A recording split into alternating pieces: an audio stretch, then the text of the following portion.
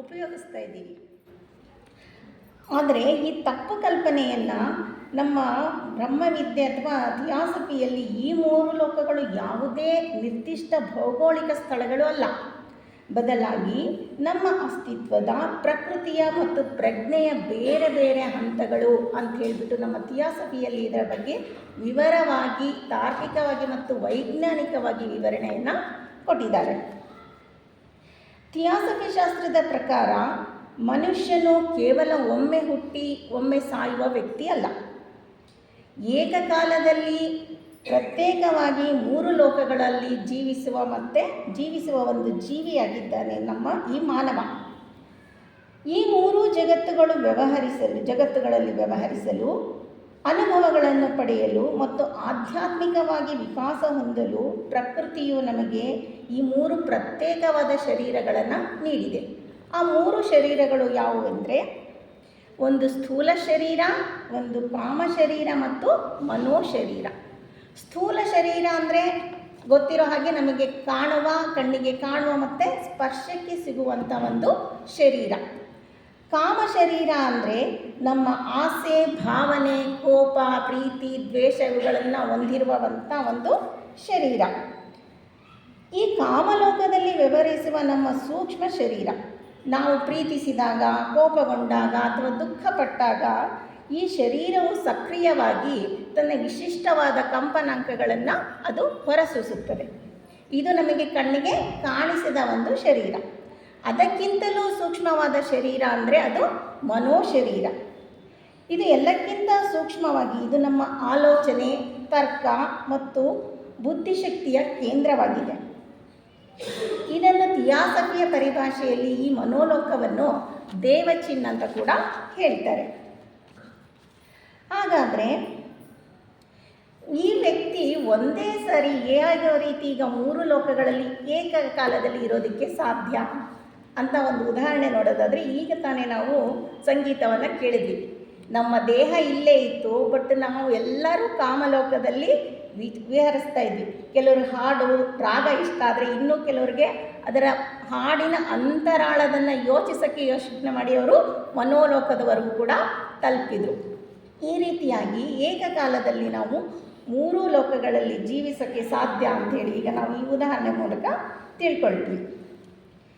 ಇನ್ನು ಈ 3 ಲೋಕಗಳು ಹೇಗಿದ್ದಾವೆ, ಒಂದ್ರ ಮೇಲೆ ಒಂದಿದೆಯಾ ಅಥವಾ ಒಂದು ಮೋಡದಲ್ಲಿದೆ ಅದಕ್ಕಿಂತ ಮೇಲೆ ಇನ್ನೊಂದಿದೆಯಾ ಅಂತ ಒಂದು ಸಾಮಾನ್ಯ ಜ್ಞಾನ ಆಗಿ ಬರುತ್ತೆ. ಆದರೆ ಇಲ್ಲಿ ಈ 3 ಲೋಕಗಳು ಪ್ರತ್ಯೇಕವಾಗಿಲ್ಲ, ಒಂದರ ಒಳಗಡೆ ಒಂದು ಅಂತರ್ಗತವಾಗಿದ್ದಾವೆ. ಸಪ್ರೇಟ್ ಒಂದು ಮುಗಿದ ಮೇಲೆ ಅದ್ರ ಮೇಲೆ ಅದು ಇನ್ನೊಂದು ಆ ರೀತಿಯಾಗಿ ಇಲ್ಲ. ಇನ್ನೂ ಒಂದು ಯಾಕೆ ಹಾಗಾದರೆ ಒಂದಕ್ಕೊಂದು ಡಿಕ್ಕಿ ಹೊಡಿಯಲ್ವಾ, ಎಲ್ಲ ಒಂದೇ ಕಡೆ ಸೇರ್ಕೊಂಡು ಬಿಟ್ರೆ ಅನ್ನೋ ಒಂದು ಪ್ರಶ್ನೆ ಬರುತ್ತೆ. ಅದಕ್ಕೊಂದು ನೋಡೋದಾದರೆ ಈಗ ನಾವು ಇಲ್ಲೇ ಕೂತಿದ್ದೀವಿ, ನಾನು ಮಾತಾಡ್ತಿರೋ ತರಂಗಗಳು ಬರ್ತಾ ಇರುತ್ತೆ, ಮೊಬೈಲಲ್ಲಿರೋ ತರಂಗ ಬರುತ್ತೆ, ರೇಡಿಯೋದರ ವೈಬ್ರೇಷನ್ಸು ಬರುತ್ತೆ. ಯಾಕಂದರೆ ಆ ಕಂಪನಾಂಕಗಳು ಅಥವಾ ಫ್ರೀಕ್ವೆನ್ಸ್ ಅವು ಏನು ಹೇಳ್ತೀವಲ್ಲ, ತರಂಗಾಂತರಗಳ ಅಲೆಗಳ ವ್ಯತ್ಯಾಸ ಇರುತ್ತೆ. ಹೀಗಾಗಿ ಅವು ಒಂದಕ್ಕೊಂದು ಡಿಕ್ಕಿ ಹೊಡೆಯಲ್ಲ. ಅದೇ ರೀತಿಯಾಗಿ ಈ 3 ಲೋಕಗಳು, ಈ ನಮ್ಮ ಸ್ಥೂಲ ಲೋಕ ಅತ್ಯಂತ ಘನವಾಗಿದೆ, ಅದಕ್ಕಿಂತ ಸೂಕ್ಷ್ಮವಾದ ಕಣಗಳು ಅಲ್ಲಿರುವ ಜಾಗದಲ್ಲಿ ನಮ್ಮ ಮನೋಲೋಕದ ಅಥವಾ ಕಾಮಲೋಕದ ಅಣುಗಳು ಅದರಲ್ಲಿ ಸೇರಿಕೊಂಡಿರ್ತವೆ. ಇನ್ನೂ ಅದಕ್ಕಿಂತ ಸೂಕ್ಷ್ಮ ಅಥವಾ ಜಾಗ ಉಳಿದಿದ್ದರಲ್ಲಿ ನಮ್ಮ ಮನೋಲೋಕದ ಸೂಕ್ಷ್ಮ ಕಣಗಳು ಅದರಲ್ಲಿ ಸೇರಿರುತ್ತೆ. ಹೀಗೆ 3 ಲೋಕಗಳ 3 ರೀತಿಯ ಶರೀರಗಳು ಒಂದರಲ್ಲಿ ಒಂದು ಸಮ್ಮಿಳಿತವಾಗಿ ಇದ್ದಾವೆ. ನಾವು ಪ್ರತಿದಿನ ದಿನನಿತ್ಯದಲ್ಲಿ ಬದುಕುವ ನಮ್ಮ ದೇಹ ಭೂಮಿಯ ಮೇಲಿದ್ದರೆ ನಮ್ಮ ತೀವ್ರವಾದ ಭಾವನೆಗಳು ಕಾಮಲೋಕದಲ್ಲಿ ಸದಾ ವಿವರಿಸುತ್ತಿರುತ್ತವೆ. ನಮ್ಮ ಆಳವಾದ ಆಲೋಚನೆಗಳು ಮನೋಲೋಕದಲ್ಲಿ ಹೊಸ ಆಕಾರಗಳನ್ನು ಸೃಷ್ಟಿಸಿರುತ್ತವೆ. ಮನುಷ್ಯನ ನಿಜವಾದ ಆಧ್ಯಾತ್ಮಿಕ ವಿಕಾಸ ಆಗಬೇಕಾದರೆ ಆತನು ಕೇವಲ ಭೌತಿಕವಾದ ಲೋಕದಲ್ಲಿ ಮಾತ್ರವಲ್ಲದೆ ಕಾಮಲೋಕ ಮತ್ತು ಮನೋಲೋಕಗಳಲ್ಲಿ ತನ್ನನ್ನು ತಾನು ಶುದ್ಧೀಕರಿಸಿಕೊಂಡು ಸಂಪೂರ್ಣ ಪರಿವರ್ತನೆಯನ್ನು ಸಾಧಿಸಬೇಕಾಗುತ್ತದೆ. ಈಗ ಒಂದೊಂದೇ ಲೋಕಗಳನ್ನು ಸ್ವಲ್ಪ ವಿವರವಾಗಿ ನೋಡೋಣ. ಸ್ಥೂಲ ಲೋಕ ಅಂದರೆ ಆಲ್ರೆಡಿ ಹೇಳ್ದಂಗೆ ಸ್ಪರ್ಶಕ್ಕೆ ಸಿಗೋದು ಮತ್ತು ಕಣ್ಣಿಗೆ ಕಾಣುವಂಥ ಲೋಕವಾಗಿದೆ. ನಮ್ಮ ಪ್ರತಿಯೊಂದು ಅನುಭವವೂ ಕೂಡ ಈ ಪಂಚೇಂದ್ರಿಯಗಳ ಮೂಲಕ ಈ ಭೌತಿಕ ಜಗತ್ತಿನಲ್ಲಿ ನಾವು ಸಾಧಿಸೋದಕ್ಕೆ ಈ ಪಂಚೇಂದ್ರಿಯಗಳು ಅನ್ನೋವು ಮೇನಾಗಿ ಒಂದು ರೀತಿಯ ಕಿಟಕಿಗಳು. ಈ ಪಂಚೇಂದ್ರಿಯದಲ್ಲಿ ಯಾವುದೇ ಒಂದು ಇಂದ್ರಿಯ ಕೆಲಸ ಮಾಡದೇ ಇದ್ರೂ ನಮ್ಮ ಭೌತಿಕ ಲೋಕದ ಜೀವನ ಅಥವಾ ಮುಗಿದೋಯ್ತು ಅಂತ ನಾವು ಅನ್ಕೋಬೋದು. ಭೌತಿಕ ಲೋಕದಲ್ಲಿ ನಾವು ಜೀವಿಸ್ತಿರೋದು ಕೇವಲ ಭೋಗದ ತಾಣವಲ್ಲ. ಇದು ಹಿಂಗಿರಬೇಕು ಹಂಗಿರಬೇಕು ಅಂಥೇಳಿ ಇದು ಕೂಡ ಯೋಗದ ತಾಣ ಕೂಡ ಆಗಿದೆ. ನಾವು ಆಡುವ ಪ್ರತಿಯೊಂದು ಮಾತು, ನಾವು ನಡೆದುಕೊಳ್ಳುವ ಪ್ರತಿಯೊಂದು ನಿರ್ಧಾರ ಕೂಡ ನಮ್ಮ ಕರ್ಮವನ್ನು ನಿರ್ಧರಿಸುತ್ತದೆ ಇಲ್ಲಿ. ಅದಕ್ಕೆ ನಾವು ಬಹಳ ಎಚ್ಚರಿಕೆಯಿಂದ ನಡೆದುಕೊಳ್ಬೇಕಾಗುತ್ತೆ.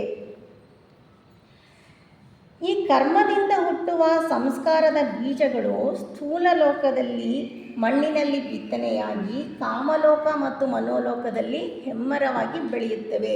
ಅದಕ್ಕೆ ನಾವು ಯಾವುದೇ ಒಂದು ಭೂಲೋಕದಲ್ಲಿ ಅಥವಾ ಈ ಸ್ಥೂಲ ಲೋಕದಲ್ಲಿ ಕಾರ್ಯ ಮಾಡಬೇಕಾದ್ರೆ 10 ಸರಿ ಯೋಚನೆ ಮಾಡಬೇಕು. ಕೆಟ್ಟದ್ದನ್ನು ಮಾಡದೆ ಯಾರಿಗೂ ಬೇಜಾರು ಪಡುತ್ತಾ ಇರೋ ಥರ ಒಳ್ಳೆಯ ಕೆಲಸಗಳನ್ನು ಸಾಧ್ಯವಾದಷ್ಟು ನಾವು ಮಾಡಬೇಕು. ಇನ್ನು ಭೌತಿಕ ಶರೀರ ಒಂದು ಶಾಶ್ವತವಾದ ಶರೀರವಲ್ಲ. ಇದು ಆಲ್ರೆಡಿ ನಮ್ಮ ಸೋದರಿಯರು ಈಗ ಆಲ್ರೆಡಿ ಹೇಳಿದಂಗೆ ಇದು ಒಂದು ಕೇವಲ ಕವಚ ಮಾತ್ರ. ನಮಗೆ ನಾವು ನಮ್ಮ ಸ್ಥೂಲ ಶರೀರದ ಮರಣ ಹೊಂದಿದಾಗ ಅದು ಕೇವಲ ಈ ಶರೀರವನ್ನು ಕಳಚಿ ಹಾಕುತ್ತದೆ. ಅದು ಒಂದು ರೀತಿಯ ಉಡುಪು ಇದ್ದಂಗೆ. ಆದರೆ ಶರೀರವನ್ನು ಧರಿಸಿದ ಚೈತನ್ಯ ಅಥವಾ ಆತ್ಮವು ಎಂದಿಗೂ ನಾಶವಾಗುವುದಿಲ್ಲ. ಅದು ತನ್ನ ಸ್ವಂತ ಮನೆಗೆ, ಅಂದರೆ ಉನ್ನತ ಲೋಕಗಳಿಗೆ ತನ್ನ ಪಯಣವನ್ನು ಬೆಳೆಸುತ್ತದೆ. ಕೇವಲ ಇಂದ್ರಿಯಗಳಿಗೆ ನಿಲುಕುವ ವಿಷಯಗಳು ಮಾತ್ರ ಸತ್ಯ ಎಂದು ನಾವು ಇಲ್ಲಿ ನಂಬ್ತೀವಿ. ಆದರೆ ಇದು ಹೇಗೆ ಅಂತಂದರೆ, ಕಪ್ಪೆ ತಾನು ಬಾವಿಯಲ್ಲಿದ್ದಾಗೆ ಅದನ್ನೇ ತನ್ನ ಪ್ರಪಂಚ ಅಂತ ಭಾವಿಸ್ಕೊಂಡಿರೋ ರೀತಿಯಾಗಿ ನಾವು ಅದನ್ನು ನಂಬ್ಕೊಳ್ಳೋಂಗೆ ಆಗುತ್ತೆ.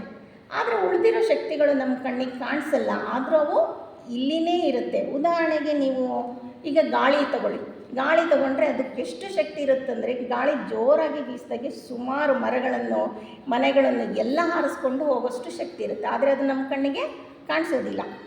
ಅದೇ ರೀತಿಯಾಗಿ ಗುರುತ್ವಾಕರ್ಷಣೆ ನಮ್ಮ ಕಣ್ಣಿಗೆ ಕಾಣಲ್ಲ, ಆದರೆ ಅದು ಇಡೀ ಸೌರಮಂಡಲವನ್ನೇ ತನ್ನ ಹಿಡಿತದಲ್ಲಿ ಹಿಡ್ಕೊಂಡಿದೆ. ಅದೇ ರೀತಿಯಾಗಿ ಈ ಕಾಮಲೋಕಗಳು ಮತ್ತು ಮನೋಲೋಕಗಳು ನಮ್ಮ ಕಣ್ಣಿಗೆ ಕಾಣಿಸೋದಿಲ್ಲ, ಆದರೆ ಅವು ಅತ್ಯಂತ ಪ್ರಭಾವಶಾಲಿಯಾಗಿ ಇರುತ್ತವೆ. ಯಾರು ಈ ಮಿತಿಗಳನ್ನು ಅರ್ತಿರ್ತಾರೋ ಅಂಥ ವ್ಯಕ್ತಿಯು ತಾವರೆಯ ಎಲೆಯ ಮೇಲಿನ ನೀರಿನಂತೆ ನಿರ್ಲಿಪ್ತನಾಗಿ ಈ ಭೂಲೋಕದಲ್ಲಿ ಅಥವಾ ಸ್ಥೂಲ ಲೋಕದಲ್ಲಿ ಬದುಕನ್ನು ನಡೆಸ್ತಾನೆ. ಸ್ಥೂಲ ಲೋಕ ಮತ್ತು ಕಾಮಲೋಕದ ನಿರಂತರ ಸಂಬಂಧ ಅಂದರೆ ಈಗ ಹೇಳ್ದಂಗೆ ಒಂದಕ್ಕೆ ಒಂದು ಸಮ್ಮಿಳಿತಗೊಂಡಿರುತ್ತವೆ. ಯಾವ ರೀತಿ ಕೆಲಸ ಮಾಡುತ್ತವೆ ಅಂತಂದರೆ, ಒಂದು ವೇಳೆ ಈಗ ನಮಗೆ ಕೋಪ ಬಂದಾಗೆ, ಉದ್ವೇಗ ಬಂದಾಗ ನಮ್ಮ ಸ್ಥೂಲ ಲೋಕದಲ್ಲಿ ನಮಗೆ ಬರುತ್ತೆ. ಆದರೆ ಈ ಶರೀರ ಒಂದು ವಾಹನ ಮಾತ್ರ, ಅಂದರೆ ಇಂಜಿನ್ ಇರಲ್ಲ ಅದಕ್ಕೆ. ಈ ವಾಹನವನ್ನು ಓಡಿಸುವ ಇಂಧನವೇ ನಮ್ಮ ಕಾಮಲೋಕದ ಭಾವನೆಗಳು. ಇವು ನಮ್ಮ ಕಣ್ಣಿಗೆ ಕಾಣದ ಭಾವನೆಗಳು ಮತ್ತು ನಮ್ಮ ಭೌತಿಕ ದೇಹದ ಮೇಲೆ ನಿಯಂತ್ರಣವನ್ನು ಸಾಧಿಸುವಂಥ ಭಾವನೆಗಳು ಆಗಿವೆ. ಈಗ ಉದಾಹರಣೆ ನೋಡೋದಂದರೆ, ನಮಗೀಗ ಕೋಪ ಬಂದಾಗೆ ಅದು ನಮ್ಮ ಕಣ್ಣಿಗೆ ಕಾಣಿಸೋದಿಲ್ಲ, ಆದರೆ ಇದು ಕಾಮಲೋಕದಲ್ಲಿ ಒಂದು ಹುಟ್ಟುವ ಒಂದು ಅಲೆ ಆಗಿದೆ. ಅದರ ಪರಿಣಾಮ ಏನಾಗುತ್ತೆ, ನಮ್ಮ ಭೌತಿಕದಲ್ಲಿ ನಮಗೆ ಮುಖ ಕೆಂಪಾಗ್ಬೋದು, ಅಥವಾ ನಮ್ಮ ಬ್ಲಡ್ ಪ್ರೆಷರ್ ಜಾಸ್ತಿ ಆಗ್ಬೋದು, ನಮ್ಮ ಮೈ ನಡುಕ ಶುರುವಾಗ್ಬೋದು. ಈ ರೀತಿಯಾಗಿ ನಮಗೆ ಅರಿವಿಲ್ಲದಂತೆಯೇ ಕಾಮಲೋಕದ ಭಾವನೆಗಳು ನಮ್ಮ ಸ್ಥೂಲ ಲೋಕದಲ್ಲಿ ಆಗುತ್ತವೆ. ಇನ್ನೂ ಒಂದು ಸರಿ ನೋಡಿದಾಗ ಕೆಲವರು ಕೋಪ ಬಂದಿರೋ ವ್ಯಕ್ತಿಗಳ ಜೊತೆಗೆ ನಮಗೆ ಪಕ್ಕದಲ್ಲಿ ಕೂತ್ಕೊಳ್ಳೋಕ್ಕೆ ಯಾವಾಗ ಎದ್ದೋಗೇವಪ್ಪ ಅಂತಲೂ ಅನಿಸುತ್ತೆ. ನಮಗೆ ಅರಿವಿಲ್ಲದೇ ಅದಾಗುತ್ತೆ.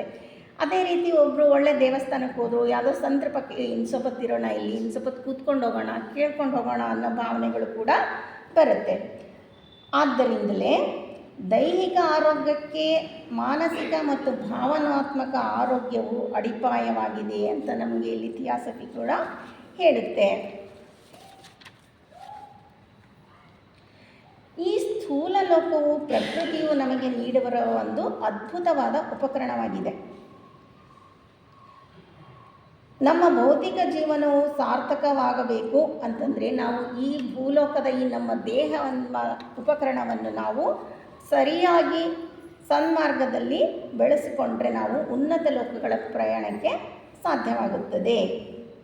ಇಲ್ಲಿವರೆಗೂ ಇದು ಸ್ಥೂಲ ಲೋಕದ ಬಗ್ಗೆ ಆಯಿತು. ಈಗ ಮುಂದಿನ ಲೋಕ ಕಾಮಲೋಕದ ಬಗ್ಗೆ ನೋಡೋಣ. ಕಾಮ ಎಂದರೆ ಸಂಸ್ಕೃತ ಪದದಲ್ಲಿ ಆಸೆ ಅಥವಾ ಬಯಕೆ ಅಥವಾ ಇಚ್ಛೆ ಅನ್ನೋ ಅರ್ಥದಲ್ಲಿ ಬರುತ್ತೆ.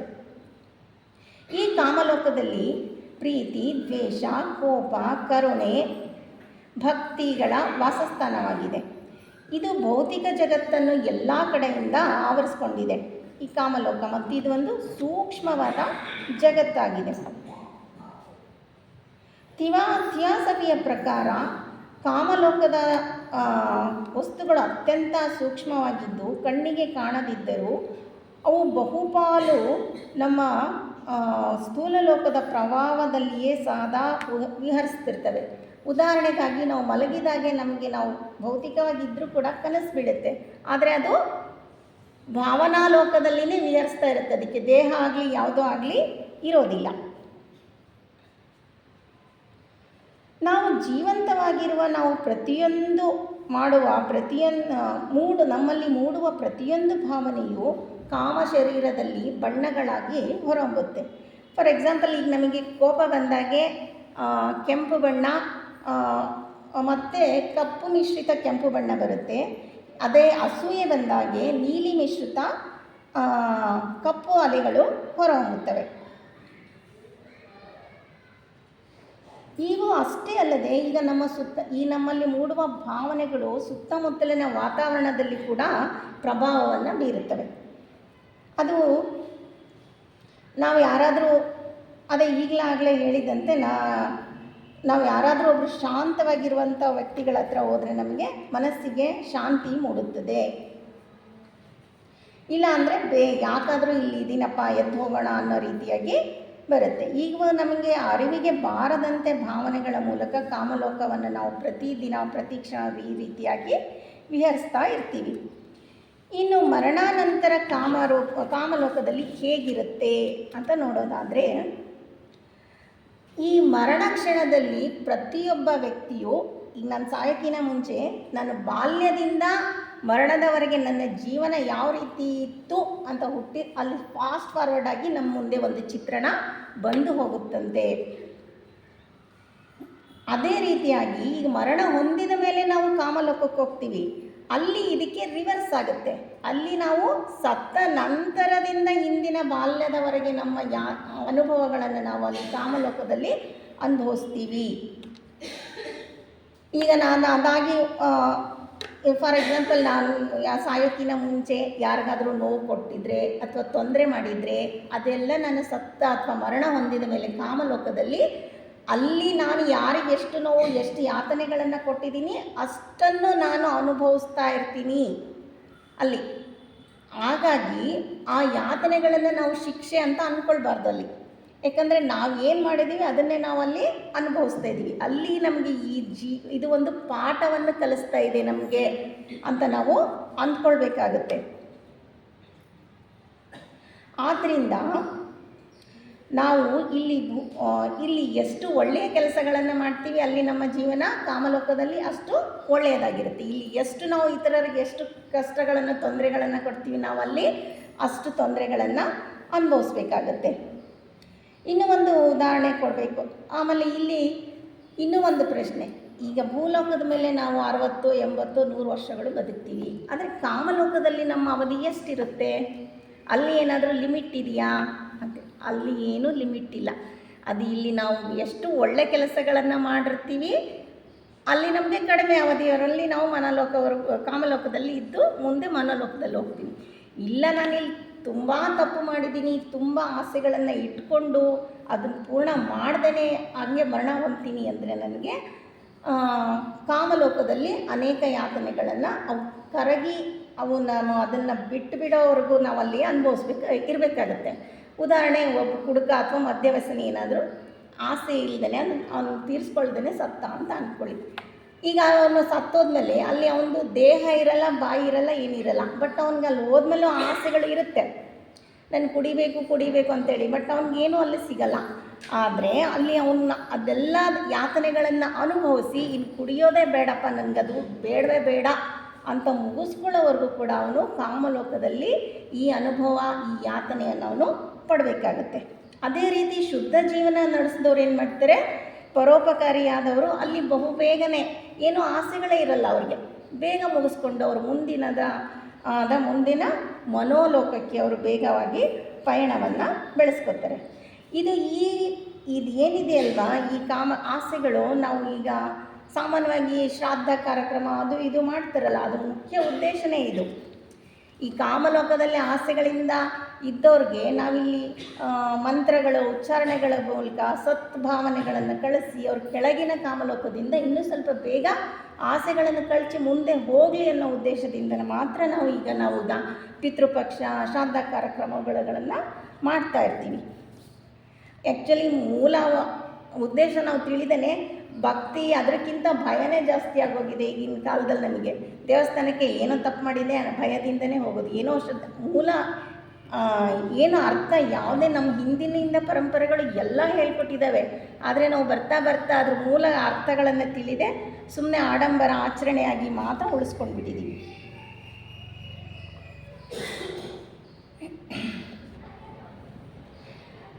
ನಾವು ಮರಣದ ನಂತರ ಅನುಭವಿಸುವ ನೆಮ್ಮದಿ, ಯಾತನೆ ಬೇರೆ ಯಾರೋ ನೀಡುವ ತೀರ್ಪಲ್ಲ.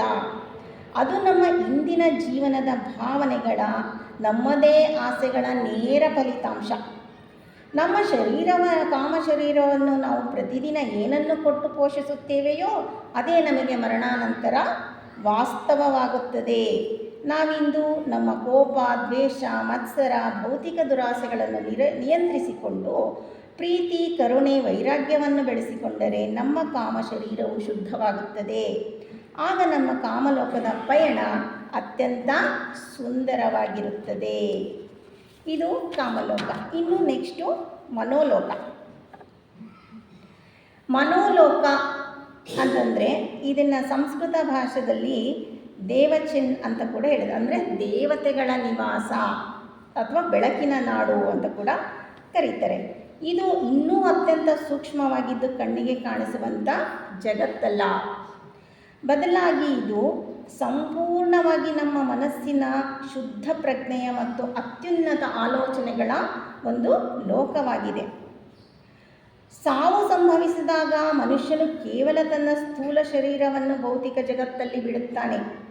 ಕಾಮಲೋಕದಲ್ಲಿ ತನ್ನ ಕಾಮದ ಶರೀರವನ್ನು ಬಿಡುತ್ತಾನೆ. ಮೊದಲನೇ ಮರಣ ತನ್ನ ಭೌತಿಕ ಜಗತ್ತನ್ನು ಬಿಟ್ಟಾಗಿ ಹೇಳ್ತೀವಿ. ಎರಡನೇ ಮರಣ ತನ್ನ ಕಾಮಲೋಕವನ್ನು ಬಿಟ್ಟಾಗಿ, ಅದು ಸೆಕೆಂಡ್ ಡೆತ್ ಅಂತ ಕೂಡ ಹೇಳ್ತೀವಿ.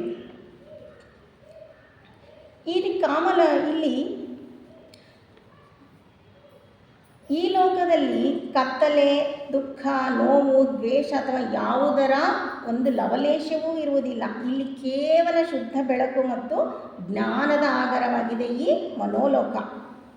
ಮನುಷ್ಯನ ಮನಸ್ಸಿನ ಶಕ್ತಿ ಇಲ್ಲಿ ಎಷ್ಟರ ಮಟ್ಟಿಗೆ ಇರುತ್ತದೆ ಅಂತಂದರೆ, ಅವನು ತನ್ನ ಆಲೋಚನೆಗಳಿಂದನೇ ಇಲ್ಲಿ ಸಂಪೂರ್ಣ ಪರಿಸರವನ್ನು ನಿರ್ಮಿಸ್ಕೊಳ್ತಾನೆ. ಯಾವುದೇ ಉಪಕರಣಗಳು, ವಸ್ತುಗಳು ಏನೂ ಬೇಕಾಗಿಲ್ಲ. ಮನಸ್ಸಿನಲ್ಲಿ ಏನು ಇಮ್ಯಾಜಿನ್ ಮಾಡ್ತಾನೆ ಆ ರೀತಿ ಅವನಲ್ಲಿ ಸುಖವನ್ನು ಪಡಿತಾನೆ. ಇನ್ನೂ ಒಂದು ವಿಷಯ ಅಂತಂದರೆ, ನಾವಿಲ್ಲಿ ಭೌತಿಕ ಲೋಕದಲ್ಲಿ ಎಷ್ಟೋ ಕೆಲವರು ಫಾರ್ ಎಕ್ಸಾಂಪಲು ಸಂಗೀತಗಾರ ಆಗಬೇಕು ಅಂದ್ಕೊಂಡಿರ್ತಾರೆ, ಡ್ಯಾನ್ಸರ್ ಆಗಬೇಕು ಅಂದ್ಕೊಂಡಿರ್ತಾರೆ. ಏನೋ ಒಂದು ಸಾಧನೆ, ಒಳ್ಳೆಯ ಸಾಧನೆಗಳನ್ನು ಮಾಡಬೇಕು ಅಂದಾಗಿ ಹಲವಾರು ಅಡ್ಡಗಳು ಬರುತ್ತೆ. ಹಣಕಾಸಿನ ಅಡ್ಡಿ ಇರ್ಬೋದು, ಆರೋಗ್ಯದ ಸಮಸ್ಯೆ ಇರ್ಬೋದು. ಹಾಗೆ ಅವರು ಆಸೆಗಳನ್ನು ಇಟ್ಕೊಂಡು ಹಾಗೆ ಮರಣವನ್ನು ಹೊಂದ್ತಾರೆ. ಅಂಥ ಒಳ್ಳೆಯ ಮರಣಗಳಿಗೆ ಇವರು ಮನೋಲೋಕದಲ್ಲಿ ಸೇರಿದಾಗೆ ಅವರು ನೇರವಾದ ಅದಕ್ಕೆ ಸಂತೋಷವನ್ನು ಪಡೀತಾರೆ. ಯಾಕಂದರೆ ಅವ್ರಿಗೆ ಇವೆಲ್ಲವೂ ಒಳ್ಳೆಯ ಭಾವನೆಗಳು, ಒಳ್ಳೆಯ ಆಸೆಗಳನ್ನು ಇಟ್ಕೊಂಡಿರ್ತಾರೆ. ಅವರು ಅದನ್ನಲ್ಲಿ ಕಾಮಲೋಕದಲ್ಲಿ ಯಾವುದೇ ರೀತಿಯ ಈ ಯಾತನೆಯನ್ನು ಪಡೋದಿಲ್ಲ. ಡೈರೆಕ್ಟ್ ಮನೋಲೋಕದಲ್ಲಿ ಅವ್ರು ಏನು ಮಾಡ್ತಾರೆ, ಅದಕ್ಕೆ ಒಳ್ಳೆಯ ರಿಸಲ್ಟನ್ನು ತಗೊಳ್ತಾರೆ. ಯಾವುದೇ ಅಪೂರ್ಣ ಶುದ್ಧ ಆಸೆಗಳು ದೇವಚಿನ್ನಲ್ಲಿ ಶ್ರೇಷ್ಠ ಮಟ್ಟದಲ್ಲಿ 100ಕ್ಕೆ 100 ನೆರವೇರುತ್ತವೆ. ಭೂಮಿಯಲ್ಲಿ ನಾವು ಕಂಡ ಅತ್ಯುತ್ತಮ ಕನಸುಗಳು ನಮ್ಮ ಕಣ್ಣ ಮುಂದೆಯೇ ವಾಸ್ತವವಾಗಿ ರೂಪುಗೊಳ್ಳುತ್ತವೆ.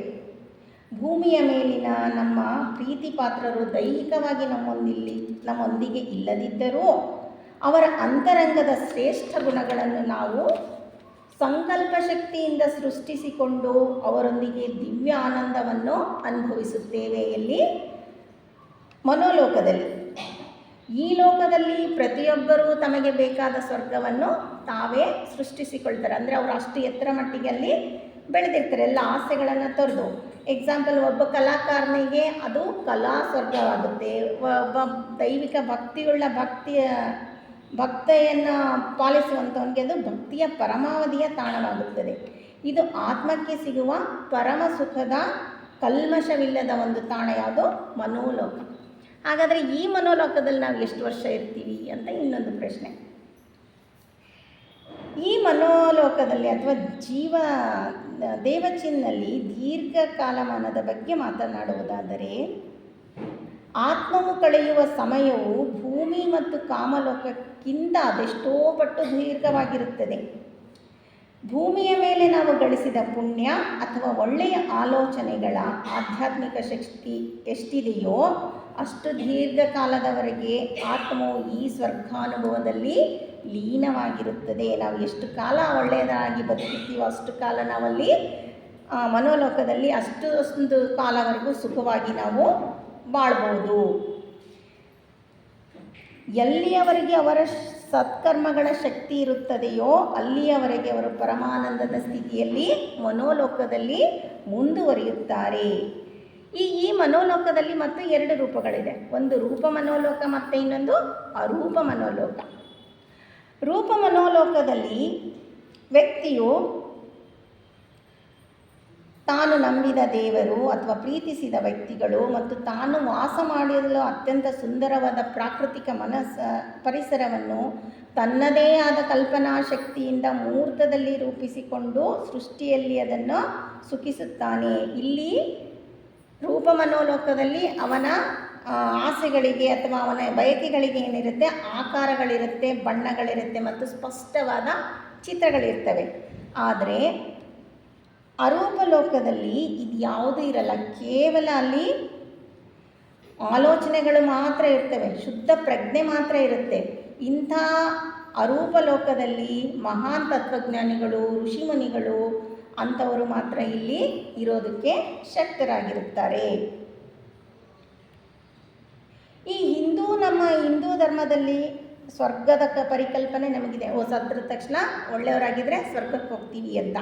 ಅದೇ ರೀತಿಯಲ್ಲಿ ಬೌದ್ಧ ಧರ್ಮದಲ್ಲಿ ಸುಖಾವತಿ ಅಂತ ಅವರು ಕರೀತಾರೆ. ಆಮೇಲೆ ಇಲ್ಲಿ ನಮ್ಮ ಥಿಯಾಸಫಿ ಬ್ರಹ್ಮಕಾನದಲ್ಲಿ ದೇವಚಿನ್ ಅಂತ ನಾವು ಕರಿತೀವಿ. ಇವು ಮೂರಕ್ಕೂ ನಿಕಟವಾದ ಸಂಬಂಧ ಇದೆ. ಆದರೆ ಇದಕ್ಕೆ ಸ್ವರ್ಗ ಎಂಬುದು ಮೋಕ್ಷ ಖಂಡಿತ ಅಲ್ಲ. ಸ್ವರ್ಗ ಬೇರೆ, ಮೋಕ್ಷ ಬೇರೆ. ಮೋಕ್ಷ ಅಂದರೆ ಜನನ ಮತ್ತು ಮರಣಗಳಿಂದ ಸಂಪೂರ್ಣವನ್ನು ಬಿಡುಗಡೆಯನ್ನು ಹೊಂದಿರೋದಕ್ಕೆ, ನಾವು ಚಕ್ರಗಳಿಂದ ಬಿಡುಗಡೆ ಹೊಂದಿರೋದಕ್ಕೆ ಮೋಕ್ಷ ಅಂತ ಹೇಳ್ತೀವಿ. ಆದರೆ ಇದು ಮನೋಲೋಕದಿಂದ ಅಲ್ಲಿರೋದನ್ನು ನಾವು ಮೋಕ್ಷ ಅಂತ ಹೇಳೋದಿಲ್ಲ. ಇದು ಮರುಹುಟ್ಟಿನ ನಡುವಿನ ಒಂದು ದೀರ್ಘವಾದ, ಅತ್ಯಂತ ಮಧುರವಾದ ಮತ್ತು ಅಗತ್ಯವಾದ ವಿಶ್ರಾಂತಿ ಗೃಹ ಮಾತ್ರ. ಯಾವುದು? ಮನೋಲೋಕ. ಎಷ್ಟೇ ದೀರ್ಘದ ಕಾಲದ ಸ್ವರ್ಗವಾಗಿದ್ದರೂ ಕೂಡ ಅದು ಶಾಶ್ವತ ಅಲ್ಲ. ಯಾವುದು? ಮನೋಲೋಕ. ಮನೋಲೋಕ ಮತ್ತು ಪುನರ್ಜನ್ಮದ ರೂಪುರೇಷೆ ಹೇಗಿದೆ ಅಂತ ಹೇಳೋದಾದರೆ, ಇದು ದೇವಚಿನ್ ಅಥವಾ ಮನೋಲೋಕ ಸುಖಭೋಗದ ವಿಲಾಸದ ತಾಣವಲ್ಲ, ಬದಲಾಗಿ ಮುಂದಿನ ಜನ್ಮದ ತಯಾರಿಯ ಒಂದು ಕಾರ್ಯಾಗಾರ ಅಥವಾ ವರ್ಕ್ಶಾಪ್. ಕಳೆದ ಜನ್ಮದ ಎಲ್ಲ ಒಳಿತು ಕೆಡುಕುಗಳ ಅನುಭವಗಳನ್ನು, ಕಲಿಕೆಗಳನ್ನು ಆತ್ಮವು ಇಲ್ಲಿ ಸಂಪೂರ್ಣವಾಗಿ ಅರಗಿಸಿಕೊಳ್ಳುತ್ತದೆ. ಭೂಮಿಯಲ್ಲಿ ತಿಂದ ಆಹಾರದ ಹೇಗೆ ನಮ್ಮ ದೇಹದಲ್ಲಿ ರಕ್ತ ಮಾಂಸವಾಗಿ ಪರಿವರ್ತನೆ ಆಗುತ್ತದೆಯೋ ಹಾಗೆಯೇ ಹಿಂದಿನ ಜನ್ಮದ ಅನುಭವಗಳು ಈ ಮನೋಲೋಕದಲ್ಲಿ ಉನ್ನತ ಬುದ್ಧಿಶಕ್ತಿ, ಪ್ರತಿಭೆ, ನೈತಿಕ ಮತ್ತು ಗುಣಲಕ್ಷಣಗಳಾಗಿ ಪರಿವರ್ತನೆಯಾಗುತ್ತವೆ. ಭೂಮಿಯ ಮೇಲಿನ ನಮ್ಮ ಸತ್ಕಾರ್ಯಗಳು ದೇವಚಿನ್ನಲ್ಲಿ ಕಚ್ಚಾ ವಸ್ತುಗಳಾಗಿ ಕೆಲಸ ಮಾಡಿ ಮುಂದಿನ ಜೀವನದ ಭದ್ರ ಬುನಾದಿಯನ್ನು ನಿರ್ಮಿಸುತ್ತವೆ. ಆಮೇಲೆ ಏನಾಗುತ್ತೆ, ಮನೋಲೋಕದಲ್ಲಿ ಸಮಯ ಕಳೆದಾದ್ಮೇಲೆ ಏನಾಗುತ್ತೆ ಅಂತ ಹೇಳೋದಾದರೆ, ದೇವಚಿನ್ನಲ್ಲಿ ಸಂಗ್ರಹವಾದ ಪುಣ್ಯದ ಶಕ್ತಿ ಮುಗಿಯುತ್ತಿದ್ದಂತೆಯೇ ಆತ್ಮದಲ್ಲಿ ಮತ್ತೆ ಭೂಮಿಗೆ ಬರಬೇಕು ಅನ್ನೋ ತೃಷೆ ಅಥವಾ ಬಯಕೆ ಹುಟ್ಟುತ್ತೆ. ಆಗ ಆತ್ಮವು ತನ್ನ ಕರ್ಮಕ್ಕೆ ಅನುಗುಣವಾಗಿ ಮುಂದಿನ ಜೀವನದ ನೀಲನಕ್ಷೆ ಅಥವಾ ಬ್ಲೂ ಪ್ರಿಂಟ್ ರೂಪಿಸಿಕೊಂಡು ಮತ್ತೆ ಹೊಸ ಜನ್ಮವನ್ನು ತಾಳಲು ಭೂಮಿಗೆ ತಾಯಿಯ ಗರ್ಭದಲ್ಲಿ ಬರ್ತಾನೆ. ಮತ್ತೆ ಪಯಣವನ್ನು ಆರಂಭಿಸುತ್ತಾನೆ. ಹೀಗೆ ಮತ್ತೆ ಸ್ಥೂಲಲೋಕ ಮತ್ತು ಮನೋಲೋಕ ಮತ್ತು ಸ್ಥೂಲಲೋಕ, ಕಾಮಲೋಕ ಮತ್ತು ಮನೋಲೋಕದ ಪಯಣಗಳು ಹೀಗೆ ಮುಂದುವರಿತಾ ಇರ್ತವೆ. ಎಲ್ಲಿವರೆಗೂ ನಾವು ಅತ್ಯುನ್ನತವಾದ ಮಟ್ಟವನ್ನು ಮುಟ್ಟೋದಿಲ್ವೋ ಅಲ್ಲಿವರೆಗೂ ನಾವು ಇದನ್ನು ಚಕ್ರವನ್ನು ಪುನಃ ಮಾಡಬೇಕಾಗುತ್ತೆ. ಕೊನೆಯದಾಗಿ ಇದನ್ನೇ ನಾವು ಆತ್ಮದ ವಿಕಾಸ, ಎಡೆಬಿಡದ ನಿರಂತರ ಚಕ್ರ ಎಂದು ಕರೆಯುತ್ತೇವೆ. ನಾವು ಭೂಮಿಯ ಮೇಲೆ ಬಿತ್ತುವ ಪ್ರತಿಯೊಂದು ಶುದ್ಧ ನಿಸ್ವಾರ್ಥ ಆಲೋಚನೆಯು ದೇವಚಿನ್ನಲ್ಲಿ ನಮಗೆ ಸುದೀರ್ಘ ಶಾಂತಿಯನ್ನು ನೀಡುವುದಲ್ಲದೆ ನಮ್ಮ ಮುಂದಿನ ಜನ್ಮಕ್ಕೆ ದಿವ್ಯವಾದ ಅತ್ಯಮೂಲ್ಯವಾದ ಶಕ್ತಿಯನ್ನು ಕರುಣಿಸುತ್ತದೆ ಎಂಬುದೇ ಈ ಥಿಯಾಸಫಿಯ 3 ಲೋಕದ ತತ್ವಜ್ಞಾನದ ಪರಮ ಸತ್ಯ ಮತ್ತು ಅಂತಿಮ ಸಾರವಾಗಿದೆ. ಇಷ್ಟುವರೆಗೂ ಶಾಂತವಾಗಿ ಕೇಳಿದ್ದಕ್ಕೆ ವಂದನೆಗಳು. ಮತ್ತು ಈ ಅವಕಾಶವನ್ನು ಕೊಟ್ಟಂಥ ಥಿಯಾಸಫಿ ಪದಾಧಿಕಾರಿಗಳಿಗೂ ಹಾಗೂ ನಿರ್ದೇಶಕರಿಗೂ ವಂದನೆಗಳು.